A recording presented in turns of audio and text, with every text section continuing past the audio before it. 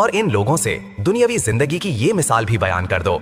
वो ऐसी है जैसे हमने आसमान से पानी बरसाया तो जमीन का सब्जा खूब घना हो गया, फिर वो ऐसा रेजा रेजा हुआ कि हवाएं उसे उड़ा ले गईं।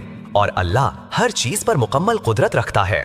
माल और औलाद दुनियावी जिंदगी की जीनत हैं, और जो नेकियां पायदार रहने वाली हैं वो तुम्हारे रब के नजदीक सवाब के एतबार से भी बेहतर है और उम्मीद वाबस्ता करने के लिए भी बेहतर।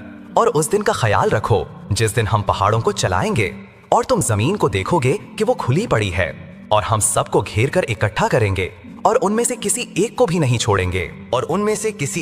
नहीं छोड़ेंगे और सबको तुम्हारे रब के सामने सफ बांधकर पेश किया जाएगा। आखिर तुम हमारे पास इसी तरह आ गए जिस तरह हमने तुम्हें पहली बार पैदा किया था।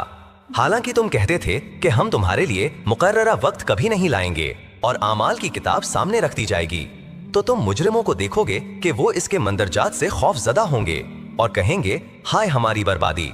ये कैसी किताब है जिसने हमारा कोई छोटा बड़ा अमल ऐसा नहीं छोड़ा जिसका पूरा इहाता ना कर लिया हो।